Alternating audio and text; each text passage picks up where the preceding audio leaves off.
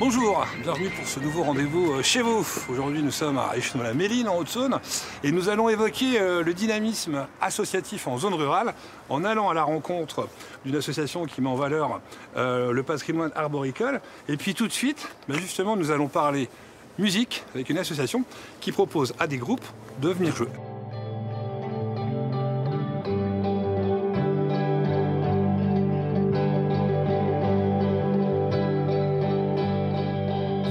C'est quoi cette association alors?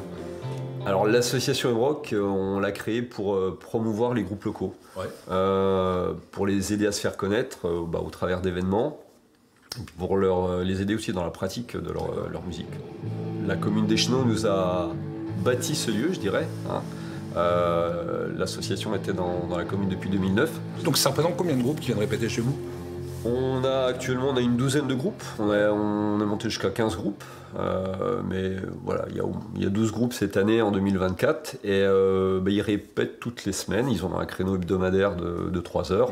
Vous avez aussi créé des vocations, vous avez aussi créé des vocations sur des métiers, c'est ça? Ouais, c'est vrai que le local, ce qui est toujours compliqué pour un groupe, c'est de trouver un lieu pour répéter. Donc le local, il a permis ça. Il y a certains jeunes musiciens de 14-15 ans, et je pense notamment aux Trucks, le groupe Trucks, qui ont commencé là. Et ils ont pu faire des très belles scènes comme les Eurockéennes ou le Printemps de Bourges. À côté de ça, on a aussi des adhérents qui sont bien motivés par tout ce qui est sono. Et c'est vrai que la sauce et tous les événements qu'on organise leur permettent de s'exprimer. Et pour certains, oui, ça a donné des vocations, des envies de se lancer dans une école de son. On le voit derrière, donc là, il y a pas mal d'affiches parce que vous avez aussi organisé un festival, c'est ça? Ouais, voilà, on a organisé le festival Lac en Zic à Vèvres-et-Montoy, une commune toute proche. On l'a fait sur une dizaine d'éditions jusqu'en 2023. Ouais. Et ça permettait de mettre en avant les groupes locaux et régionaux. Au creux de l'oreiller, elle rêve tout éveillée d'amour et de baisers. Il sera son premier. Bonjour. Donc vous êtes en pleine répétition, vous? Oui. Oui, on répète régulièrement, toutes les semaines, ici au local d'Emrock, donc à Échenot-la-Méline. Ok. Ouais. Ça change du garage à la maison avec les boîtes d'œufs sur les côtés. Clairement, oui. En fait, ce qu'on y gagne, c'est que on a un temps qui est vraiment dédié à notre projet. Et puis on n'est pas à la maison, parce qu'à la maison, on peut être dérangé par les enfants.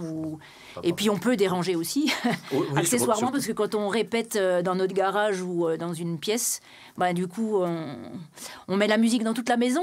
L'enfant s'efface dans le miroir, dans son regard dit au revoir. L'enfant s'efface dans le miroir. D'autant plus que dans un département comme la Haute-Saône, c'est hyper important, dans cette ruralité, d'avoir ce moment où on peut, ce moment de partage finalement aussi.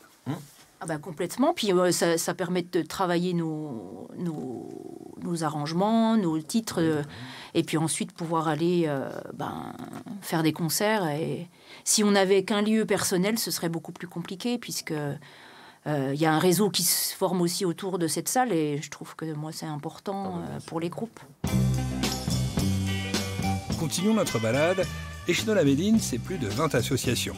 Un dynamisme qui va de la musique aux arbres fruitiers avec l'association des Pismes Nus. Bonjour. Bonjour Frédéric. Enchanté. Messieurs, dames. Bonjour. Alors, nous sommes chez les Pismes Nus. Oui. Alors, qu'est-ce que c'est déjà les Pismes Nus? Les Pismes Nus, c'est une association qui est née en 2010. L'idée a germé autour de l'Alembie, où on se réunissait entre collègues pour distiller nos fruits. Et puis on s'est dit finalement, on a besoin d'un référent qui nous apprenne un petit peu à nous servir de l'Alembie. Et nous l'avons appelé Pismes Nus, parce que le pisme nu, c'est la petite cheville de bois que l'on met à la sortie de l'Alembie pour orienter le flux d'eau de vie vers les récipients. Et donc justement, pour la partie technique, c'est plus le groupe... Oui, c'est les compétences. Là. Cher Président, donc justement, on le voit, il y a le patrimoine, il y a la convivialité, il y a aussi autre chose. Autre chose, oui. Solidarité. On fait du jus de pomme qu'on vend pour d'autres associations caritatives. Donc, par exemple, pour cette année, nous avons produit 1200 bouteilles de jus de pomme. Et donc, le bénéfice de ce vente de bouteilles, on redonne ça à 2 associations, qui est Enfants et Sourires de l'hôpital de Vesoul. Ouais. Et l'autre, c'est la sauvegarde gérée par les pompiers de Vesoul qui achètent du matériel pour les gens handicapés. Pour cette année, nous avons récupéré 2100 € de bénéfices. Bon, ben, pour résumer cette journée ici à Échenot-la-Méline, peut-être 2 mots, convivialité, solidarité, et puis peut-être un 3e, jus de pomme. Allez, santé à tout le monde et à bientôt. Santé.